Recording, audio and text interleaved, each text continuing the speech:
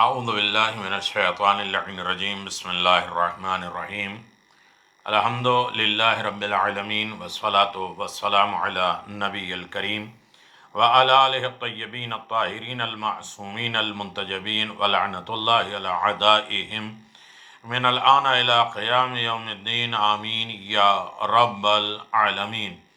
اما بعد فقد قال اللہ تبارک و تعالی فی قرآن مجید بسم اللہ الرحمن الرحیم ان اللہ اصطفى وزادہ بسطۃ فی العلم والجسم صدق اللہ العلی العظیم وصدق رسولہ النبی الکریم.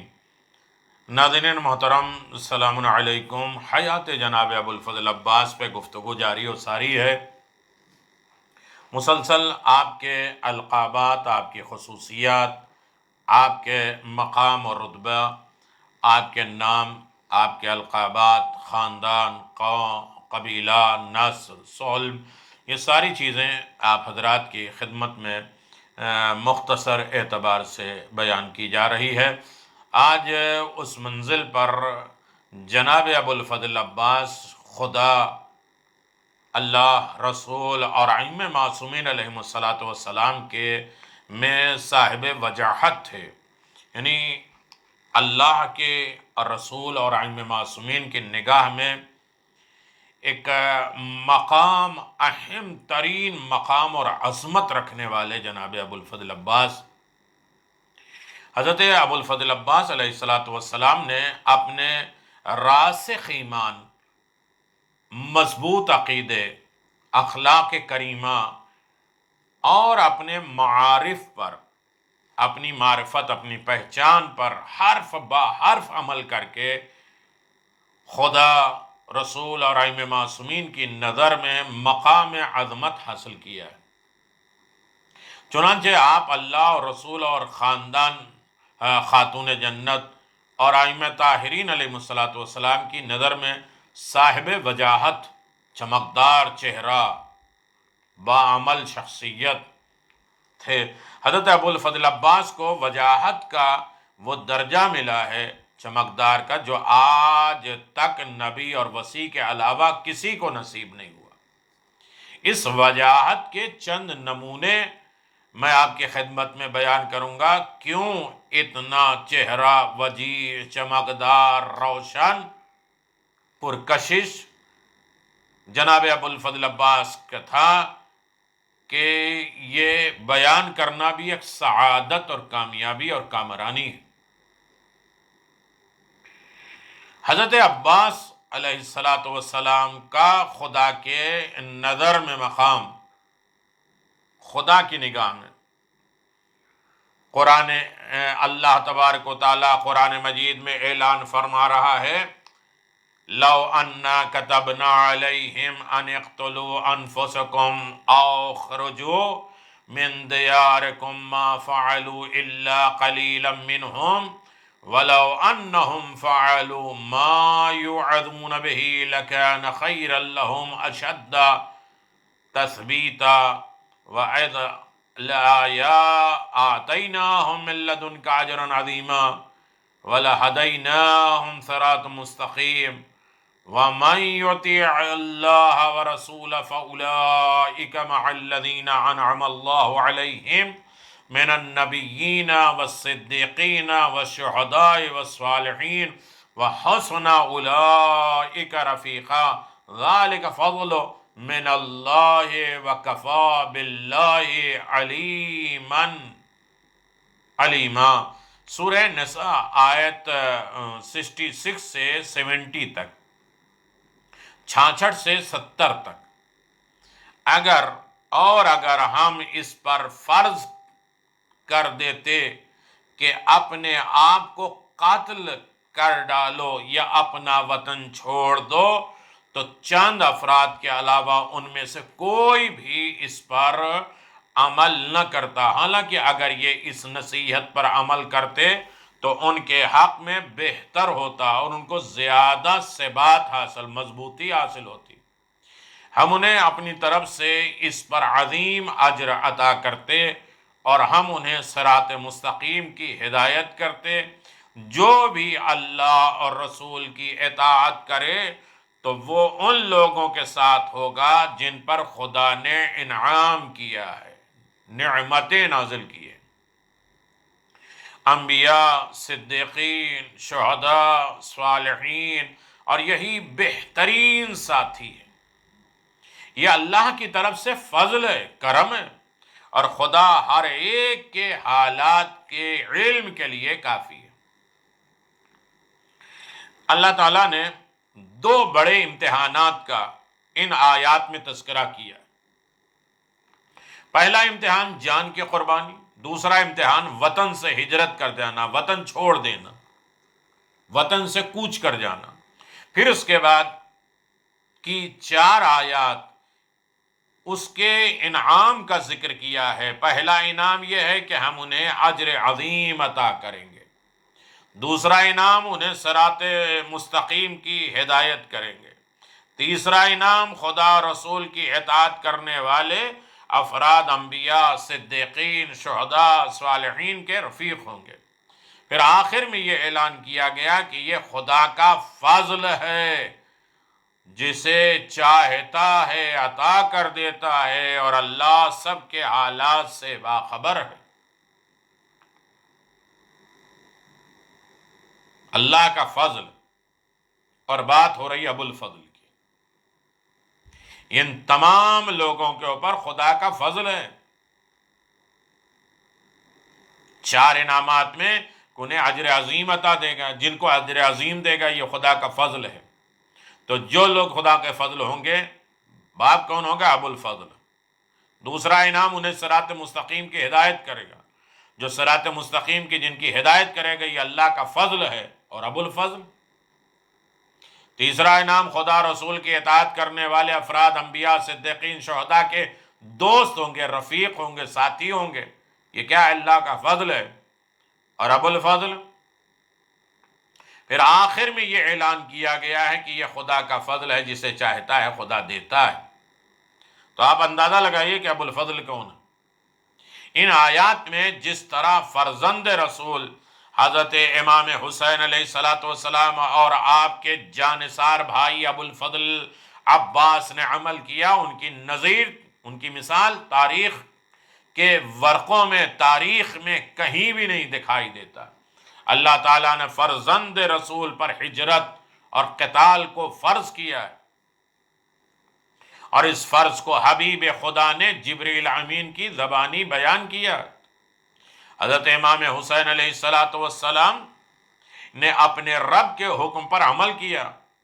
قرآنی وعدے کے مطابق چند مخصوص افراد نے ہی آپ کی مدد کی، اور یہ محدود خوش نصیبی، بالکل لمیٹڈ خوش نصیب افراد میں حضرت عباس علمدار ابن علی ابن ابی طالب علیہ السلام سب سے پیش، سب سے آگے۔ آپ نے خدائی نصیحت پر عمل کیا، اور یہ عمل آپ کی بہتری اور زیادہ ثبات کا ذریعہ بن گیا، اور وعد الہی کے مطابق آپ اللہ کی طرف سے اجر عظیم اور صراط مستقیم کے حقدار قرار پائے، اور آپ انبیاء، صدیقین، شہداء، صالحین کے گروہ کے رفیق بنے، ساتھی بنے، دوست بنے، اور یوں آپ ذالک الفضل من اللہ وکفی باللہ علیما کہ آیت کے مصداق قرار پائے۔ چنانچہ آپ کو یہ عظیم اعزاز مبارک ہو۔ حضرت ابو الفضل عباس کی 4 زیارت گاہیں حضرت عباس علمدار کو آخر میں خدا کی طرف سے جو جزا ملی ہے، جو اجر ملا ہے، جو ثواب ملا ہے، اس کا ہم دنیا میں رہ کر تصور بھی نہیں کر سکتے۔ دنیا میں اللہ کی طرف سے آپ کو جو جزا ملی ہے، اجر ملا ہے، ثواب ملا ہے، ذرا اس پر بھی نظر ڈالتے ہیں۔ آپ کا روضہ مبارک زائرین کی منزل مقصود اور کعبہ اور اہل دل قرار دیا ہے۔ زائرین کا ایم اور مقصد ہے زیارت جناب ابو الفضل عباس، ان کا روضہ، اور ان کا روضہ ہر اہل دل کے لیے کعبہ بنا ہوا، دلوں کا کعبہ۔ عباس علیہ السلام کا روضہ، اور آپ کے روضے سے کرامات معجزات کا ظہور ہونا، اور آج تک ان کرامات کا سلسلہ جاری اور ساری ہے۔ بیمار آتے ہیں شفا حاصل کرتے ہیں، مصیبت زدہ آتے ہیں تو مصائب سے رہائی نصیب ہوتی ہے، بے اولاد آتے ہیں تو نعمت اولاد سے جھولیاں بھر کر جاتے ہیں، گمنام آتے ہیں تو شہرت کی بلندیوں کو حاصل کر لیتے ہیں، نامراد آتے ہیں تو باب المراد کی بارگاہ سے بامراد ہو کر پلٹتے ہیں۔ آپ کے اس روضے مبارک کے علاوہ آپ کی نسبت سے 3 اور زیارت گاہیں بھی ہیں، ان میں سے ایک شام میں ہے اور 2 آپ کے روضے کے قریب کربلا میں ہے۔ توجہ کریے گا، ایک ہے رؤوس الشہداء شام میں، سارے سر جہاں دفن ہیں، رؤوس سروں کی جمع، شام میں جہاں سارے سر دفن ہیں۔ کتب مقاتل میں مذکور ہے کہ ابن سعد لعین نے شہداء کربلا کے سر قطع کیے اور انہیں ابن زیاد کے پاس بھیجا، بعد ازاں وہ سر اسیران کربلا کے ساتھ شام بھیجے گئے۔ جب یہ سر شام پہنچے تو ان سے بہت سے کرامات صادر ہوئے، ان کرامات کی وجہ سے یزید ابن زیاد جملہ امور اموی حکومت، یزیدی حکومت، اموی حکومت کو سخت رسوائی نصیب ہوئی۔ آخر کار یزید لعنت اللہ شہداء کے سروں کی کرامات سے عاجز ہو گیا۔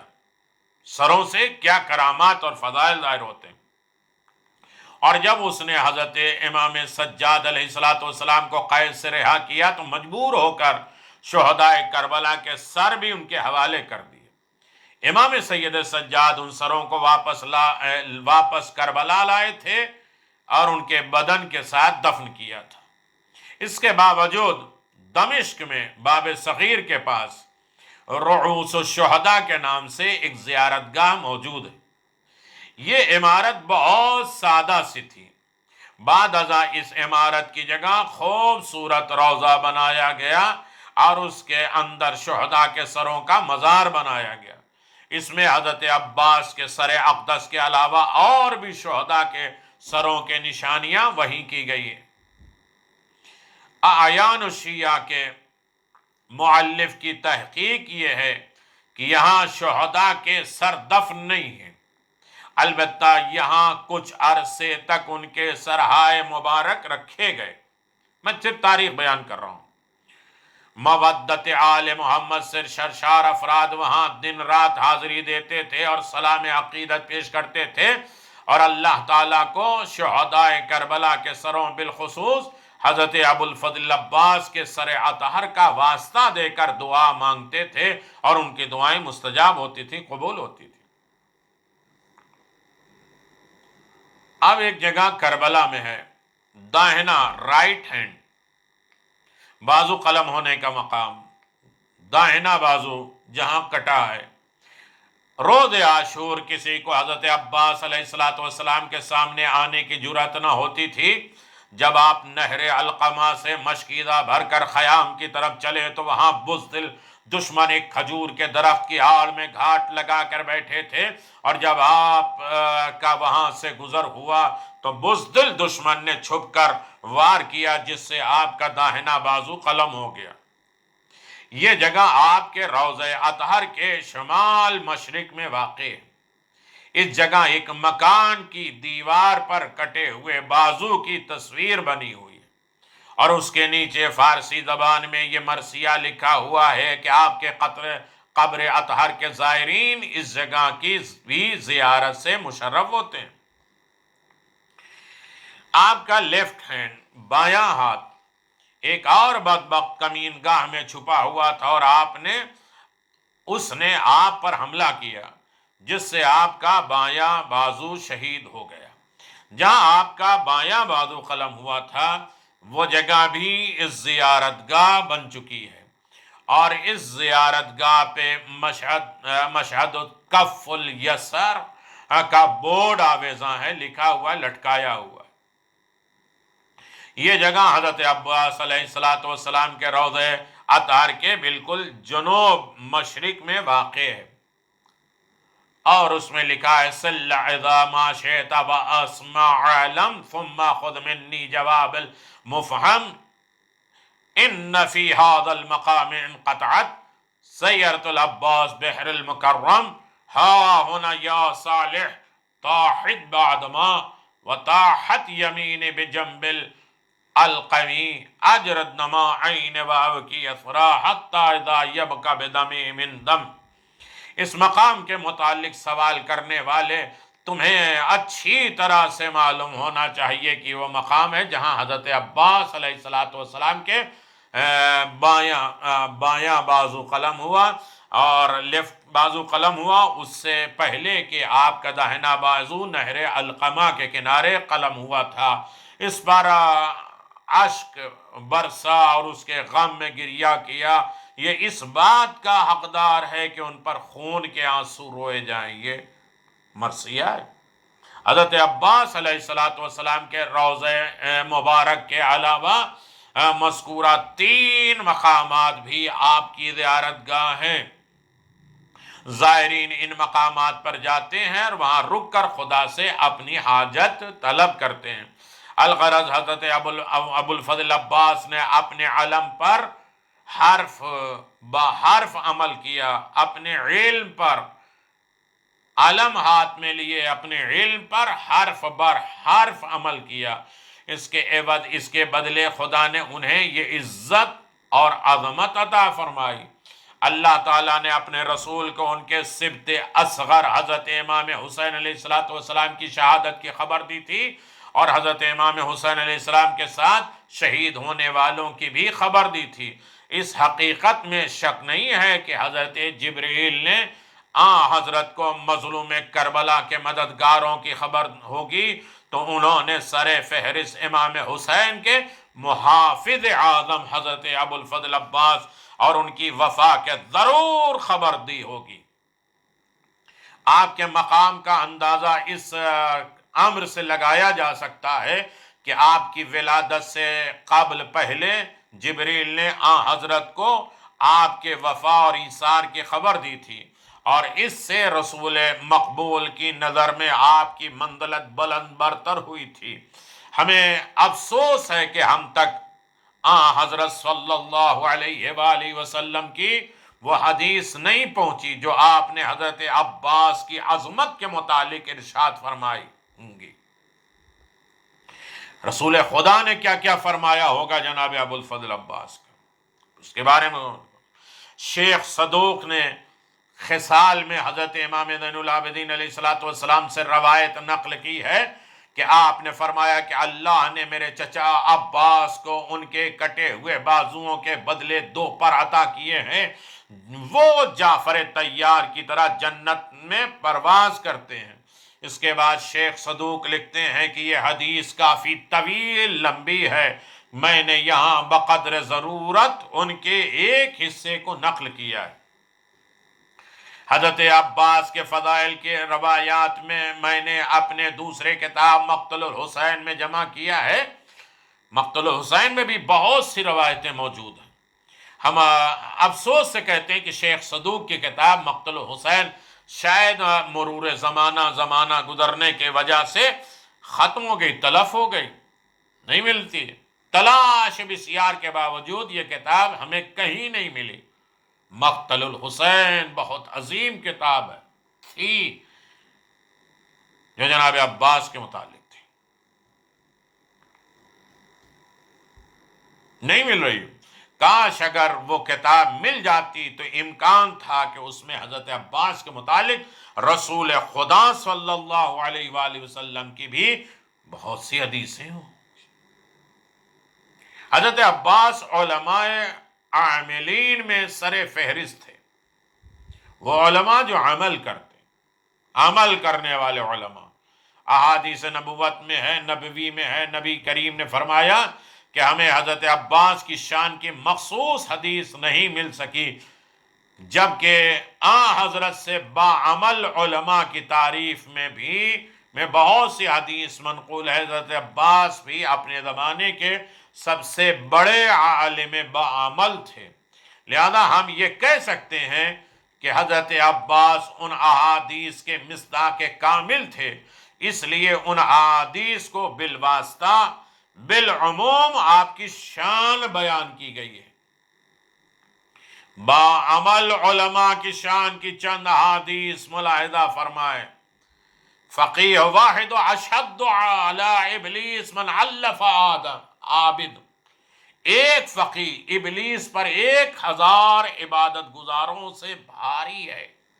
ایک فقیہ جو اپنے علم پر عمل کرے 1000 عابد جو عبادت کرتا ہے اس سے افضل ہے۔ المتقون سعادت والفقہاء قعدت وجلوس الائم عبادہ، پرہیزگار معاشرے کے سردار ہیں اور فقہاء رہبر ہیں، اور ان کے ساتھ بیٹھنا عبادت ہے۔ من یرد اللہ بہ خیرا یفقہ فی الدین، خدا جس کی بھلائی چاہتا ہے اسے دین کی سمجھ بوجھ دے دیتا ہے۔ نعم الرجل فقیر فی الدین ان اجتہاد الیہ نفع ان یحتاج الی نفع نفسه، دین کی سمجھ بوجھ رکھنے والا انسان کتنا ہی اچھا ہے، اگر لوگوں کو ان کی ضرورت پڑتی ہے تو وہ لوگوں کو فائدہ پہنچاتا ہے، اور اگر لوگوں کو ان کی احتیاج اور ضرورت نہ پڑے تو وہ اپنے آپ کو فائدہ پہنچاتا ہے۔ الفقہاء امناء الرسول، فقہاء رسولوں کے امین ہوتے ہیں۔ انا علمنا شیعتنا یحشرونا فیخلع علیہ من خلع الکرامت علی قدر کثیر علوم وجد فی ارشاد عبادت حتی یخلع علی واحد منها الف حلہ من النور۔ ہمارے علماء شیعہ قیامت کے دن مشہور ہوں گے، جب بلائے جائیں گے تو ان کی کثرت علوم اور بندگان خدا کی ہدایت کے مطابق خلعتیں، ان کے لباس، ان کے جوڑے پہنائے جائیں گے، یہاں تک کہ ایک عالم کو 1,00,000 خلعتیں عطا کی جائیں گی، لباس دیا جائے گا۔ میرے عزیزو، علماء امتی کا انبیاء بنی اسرائیل، رسول خدا کی حدیث ہے میری امت کے علماء بنی اسرائیل کے انبیاء کی طرح ہیں۔ ایک اور روایت میں بیان ہے علماء امتی بنی اسرائیل کے انبیاء سے افضل ہیں۔ پھر آواز دیا انا مثل العلماء فی الارض کمثل النجوم فی السماء یہتدی بہا فی ظلمات البر والبحر، زمین پر علماء کی مثال آسمان کے ستاروں کی طرح ہے جن سے بر و بحر کی تاریکیوں میں راستے کی ہدایت ملتی ہے، سمندر میں خشکیوں میں ہدایت کے راستے ملتے ہیں۔ وَإِنَّ خَيْرَ الْخَيْرِ خِيَارُ الْعُلَمَاء، سب بہتر لوگوں سے بہتر علماء ہیں۔ إِنَّ فَضْلِ الْعَالِمِ عَلَى الْعَابِدِ كَفَضْلِ الشَّمْسِ عَلَى الْكَوَاكِبِ، عالم عابد سے اتنا ہی افضل ہے جتنا سورج ستارے سے افضل ہوتا ہے۔ حضرت صلی اللہ علیہ وسلم نے فرمایا کیا میں تمہیں ایسے لوگوں کے متعلق بتاؤں جو نہ تو انبیاء ہیں نہ شہداء ہیں، لیکن قیامت کے دن انبیاء اور شہداء ان پر رشک کریں گے، فخر کریں گے، اور وہ لوگ خدا کے حضور نورانی ممبروں پہ جلوہ افغان ہوں گے۔ لوگوں نے پوچھا یا رسول اللہ وہ کون ہے؟ آپ نے فرمایا یہ وہ لوگ ہیں جو اللہ کے بندوں کو اللہ کا اور میرا محبوب بناتے ہیں، اور وہ لوگوں کو ان چیزوں کا حکم دیتے ہیں جو خدا کو پسند ہے، ان چیزوں سے منع کرتے ہیں جو انہیں ناپسند ہے، اور جب لوگ ان کی بات پر عمل کرتے ہیں تو وہ خدا کے اور میرے محبوب بن جاتے ہیں۔ جب علماء کا اتنا بڑا مقام ہے تو حضرت ابو الفضل عباس جیسے عالم باعمل مجاہد شہید کا خدا جانے کتنا بڑا مقام ہوگا۔ اب نگاہ پیغمبر میں جناب عباس کا مقام، ابھی تو جناب عباس کا مقام خدا کے نزدیک، پیغمبر کی نگاہ میں نگاہ رسول مقبول صلی اللہ علیہ وآلہ وسلم میں حضرت عباس کا کتنا مقام ہے، اس کا اندازہ معالم السبتین کی اس روایت سے نکالا جا سکتا ہے۔ مؤلف لکھتے ہیں کہ میں نے اپنے ایک باوثوق استاد سے واقعہ سنا ہے، انہوں نے یہ بیان کیا ہے کہ کربلا میں ایک صالح متدین مومن رہتا ہے، دیندار مومن رہتا ہے، اس کا ایک نیک سیرت بیٹا تھا اور بیٹا بیمار ہوا، باپ نے اس کا علاج کرایا لیکن کہیں اس سے بھی صحت حاصل نہیں ہوئی۔ جب وہ مومن بیٹے کی شفا یابی سے مایوس ہوا تو وہ اپنے بیمار بیٹے کو لے کر حضرت ابو الفضل عباس کی قبر اطہار پر آیا، حضرت کا واسطہ دے کر اللہ سے بیٹے کی شفا یابی کی دعا کی۔ چنانچہ وہ ساری رات اپنے بیمار بیٹے کو لے کر گریہ و التجا کرتا رہا، شفا یابی کی دعا مانگتا رہا۔ صبح ہوئی، اس مومن کا ایک دوست اس کے پاس آیا اور کہا میں تمہیں خوشخبری دیتا ہوں، تیرا بیٹا شفا یاب ہو گیا۔ آج رات میں نے خواب میں دیکھا کہ حضرت عباس نے اللہ سے تیرے بیٹے کی شفا یابی کی دعا کی تھی۔ عباس نے خود اللہ سے دعا مانگی تھی شفا یابی کی۔ کچھ دیر کے بعد میں نے دیکھا کہ ایک فرشتہ ان کے پاس آیا اور اس نے کہا کہ میں ایک فرشتہ ہوں اور آپ کے پاس رسول خدا کا ایک پیغام لے کر آیا ہوں۔ رسول خدا صلی اللہ علیہ وسلم نے آپ پر سلام بھیجا اور فرمایا آپ اس نوجوان کو شفا یابی کی دعا نہ کریں، اس کی زندگی کے لمحات ختم ہونے والے۔ حضرت ابو الفضل عباس نے اس فرشتے سے کہا آپ حبیب خدا کی خدمت میں جائیں اور ان سے کہہ دیں، آپ حبیب خدا کی خدمت میں جائیں اور ان سے کہہ دیں کہ میں آپ کو خدا کے حضور شفیع قرار دیتا ہوں اور آپ کے حق کا واسطہ دے کر خدا سے اس زبان کی شفا یابی کے لیے دعا کرتا ہوں۔ وہ فرشتہ چلا گیا، کچھ دیر کے بعد وہ واپس آیا اور حضرت کے سابقہ فرمان دہرایا۔ حضرت عباس نے پھر اس فرشتے کو بھیجا اور پھر حضرت کا وہی جواب لے کر آیا۔ الغرض آپ نے 3 بار فرشتے کو روانہ کیا اور ہر بار وہ رسول خدا کے پہلی بات کا جواب لے کر آتا تھا، واپس آتا تھا۔ اس کے بعد حضرت ابو الفضل عباس رسول خدا کی خدمت میں حاضر ہوئے اور اندر آنے کی اجازت طلب کی۔ جب اجازت ملی تو آپ حضرت کی خدمت میں حاضر ہوئے اور آپ نے عرض کیا یا رسول اللہ صلی اللہ علیہ وآلہ وسلم، آپ پر زمین اور آسمان کے مالک کی طرف سے درود و سلام ہو۔ کیا یہ بات صحیح نہیں کہ آپ اللہ تعالیٰ نے مجھے باب الحوائج کا لقب عطا کیا ہے اور ان لوگوں کو اس لقب کا علم ہے اور وہ مجھے باب الحوائج سمجھ کر میرے پاس اپنی حاجات لے کر آتے ہیں؟ اگر حاجات نے پورا ہی نہیں ہونا ہے، اگر حاجات نہیں پورا ہونا ہے تو مجھے یہ لقب کیوں دیا گیا؟ بہتر ہے کہ آپ مجھ سے میرا لقب ہی چھین لیں تاکہ کوئی سائل مجھ سے سوال میرے دروازے پر آ کے سوال نہ کرے۔ اللہ اکبر۔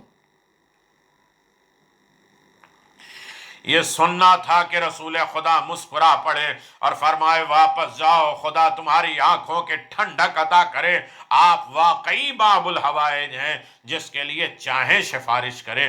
جیسے ہی اس مومن نے اپنے مومن بھائی سے یہ خواب بیان کیا تو اس کا بیٹا جو کہ رسی سے حضرت کی جالی کے ساتھ بندھا ہوا تھا تندرست ہو کر اٹھ بیٹھا۔ اس واقعے کے بعد کئی سال تک وہ جوان زندہ و سلامت رہا۔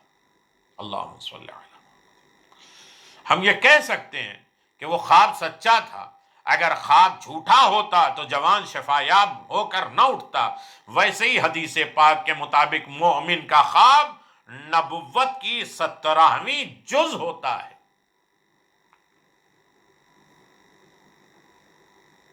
حضرت امیر المؤمنین علی بن ابی طالب کی نگاہ میں حضرت عباس کا مقام، کتاب قمر بنی ہاشم میں لکھا ہوا ہے کہ حضرت عباس ابھی بچے تھے کہ ایک دن ام البنین نے دیکھا کہ امیر المؤمنین نے اپنے شہزادے کو گود میں بٹھایا ہوا ہے، اور آپ نے ان کے بازو سے کرتے کو ہٹایا اور پھر آپ نے اپنے بیٹے کی کلائیاں اور ہتھیلیوں کو چومنا شروع کیا۔ آپ اپنے بیٹے کی کلائیاں اور ہتھیلیوں کو چوم رہے تھے اور رو بھی رہے تھے۔ یہ منظر دیکھ کر بی بی پریشان ہو گئی۔ انہوں نے امیر المؤمنین علی بن ابی طالب علیہ السلام سے عرض کیا، خدا آپ کی آنکھوں کو کبھی نہ رلائے، کیا میرے فرزند کی ہتھیلیاں اور کلائیوں میں کوئی نقص ہے جسے آپ دیکھ کر رو رہے ہیں؟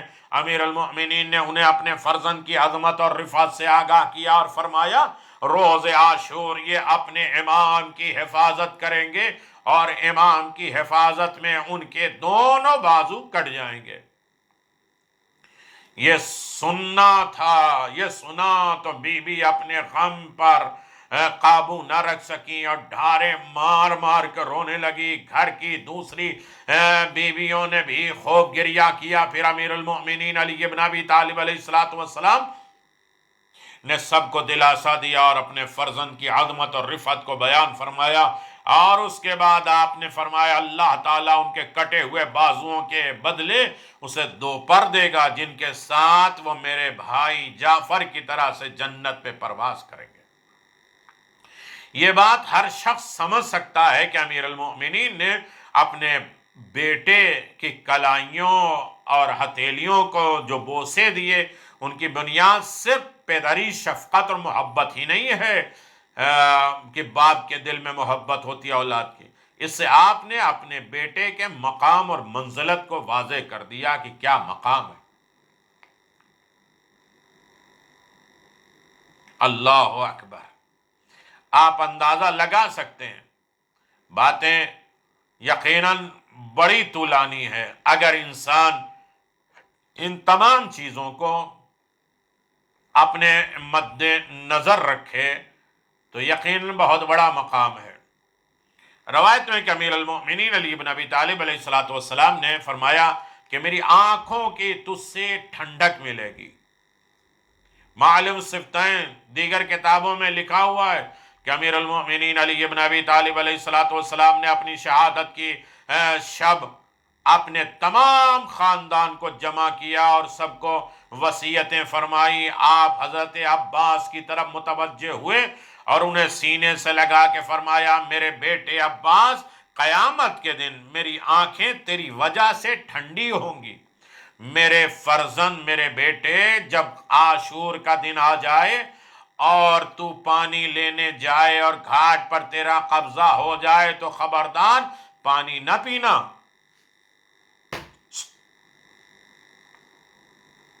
گھاٹ پر تیرا قبضہ ہو جائے تو خبردار پانی نہ پینا، کیونکہ حسین پیاسا ہوگا۔ امیر المومنین حضرت علی بن ابی طالب علیہ السلام کا یہ فرمان، تمہاری وجہ سے میری آنکھوں کو ٹھنڈک ملے گی، اس سے حضرت عباس کی قدر و منزلت واضح ہوتی ہے۔ آپ اندازہ لگائیں، جناب زہرا سلام اللہ علیہا کی نگاہ میں عباس کا مقام۔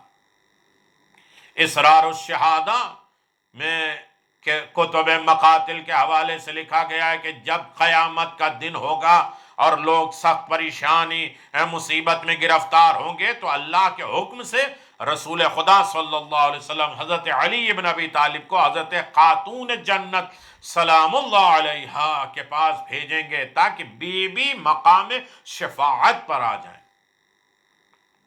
حضرت امیر المؤمنین جائیں گے اور صدیقہ طاہرہ کو ان کے والد کا پیغام پہنچائیں گے، اور اس وقت حضرت علی علیہ السلام صدیقہ کبریٰ سلام اللہ علیہ سے فرمائیں گے کہ فاطمہ اس سخت ترین دن کے لیے آپ نے کون سے اسباب شفاعت کو اپنے لیے ذخیرہ کیا ہے، کون سا سبب ہے، کون سا راستہ ہے جو شفاعت کریں گے آپ؟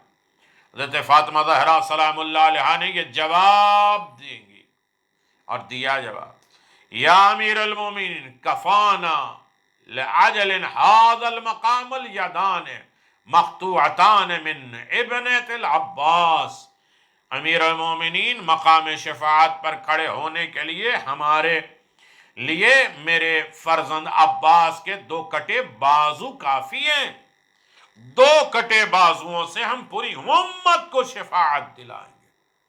سے معلوم ہوا کہ خدا کی نگاہ میں حضرت کے کٹے ہوئے بازو کی بہت زیادہ مقام ہے، اور آپ کے کٹے ہوئے بازو اتنی عظمت کے حامل ہیں کہ آپ سیدہ شفاعت اور نجات امت اسی پر منحصر ہے، اسی کے اوپر ڈیپینڈ ہے۔ حضرت امام حسن مجتبیٰ علیہ السلام کی نظر میں حضرت ابو الفضل عباس کا مقام، حضرت امام جعفر صادق علیہ السلام نے اپنے شیعوں کو زیارت عباس کی تعلیم دی تھی، اور اس زیارت میں حضرت امام علیہ السلام نے یہ الفاظ ارشاد فرمائے، السلام علیک ایھا العبد الصالح المطیع للہ ولرسولہ ولامیر المؤمنین والحسن والحسین، اے عبد صالح آپ پر سلام، اللہ، رسول، امیر المؤمنین، حسن اور حسین علیہم السلام کے اطاعت گزار آپ پر سلام۔ زیارت کے ان جملوں سے معلوم ہوتا ہے کہ حضرت عباس علیہ السلام نے حضرت امام حسن مجتبیٰ کی زندگی میں پوری اطاعت کی تھی۔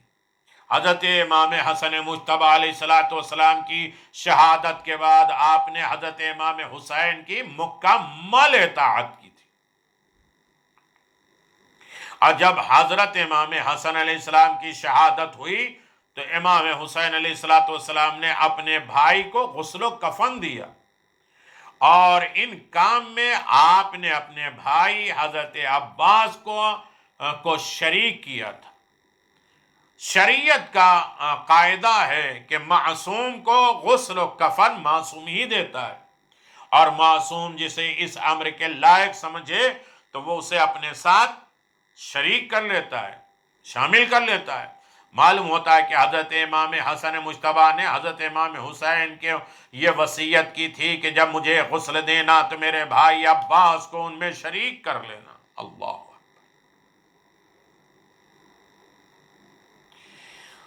جب رسول خدا صلی اللہ علیہ وآلہ وسلم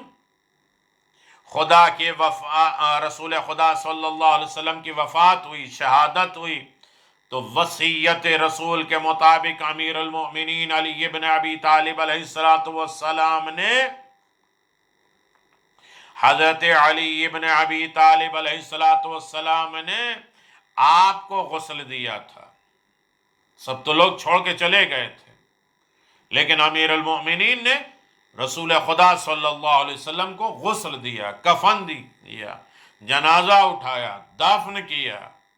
آپ نے اپنے ابن عم فضل ابن عباس کو بھی شامل کیا تھا جنازے میں، غسل میں ان کو بھی شامل کیا تھا، لیکن آپ نے اسے یہ نصیحت کی تھی کہ وہ آنکھوں پر پٹی باندھ لے، اور یہ فرمایا تھا کہ اگر تیری نگاہ جسم رسول پر پڑی تو تو اندھا ہو جائے گا، تو میرے ساتھ غسل میں شریک تو ہو سکتے ہو۔ فضل ابن عباس، رسول کے چچا فضل، ان کے رسول کے چچا عباس، ان کے بیٹے فضل، وہ غسل جنازہ میں شریک ہیں، لیکن امیر المومنین نے کیا کہا؟ اپنی آنکھوں پہ پٹی باندھ لینا ورنہ تم اندھے ہو جاؤ گے۔ چنانچہ فضل ابن عباس کی آنکھوں میں دوران غسل پٹی چڑھی رہی جب تک کہ حضرت ابو الفضل عباس کو یہ شرف حاصل رہا، یعنی عباس کے بیٹے، رسول کے چچا عباس کے بیٹے فضل اپنی آنکھوں میں پٹی باندھے رہے، حضور کے غسل دینے کے وقت، لیکن امام حسن کے جنازے میں غسل دیتے وقت جناب عباس بالکل کھلی آنکھوں کے ساتھ. کیا مقام، کیا رتبہ ہے جناب عباس کا. حضرت عباس کو یہ شرف حاصل تھا کہ آپ معصوم امام کے غسل و کفن میں حجت خدا کے ساتھ شریک تھے، لیکن آپ کی آنکھوں میں پٹی نہیں تھی. اس سے آپ کی عظمت، رفعت کا اظہار ہوتا ہے، آپ کی بلندی، آپ کے کمال، آپ کے درجات کا مقام حاصل ہوتا ہے کہ کس شخصیت کے، کس مقام، کس رفعت، کس بلندی پر فائز تھے جناب ابو الفضل عباس.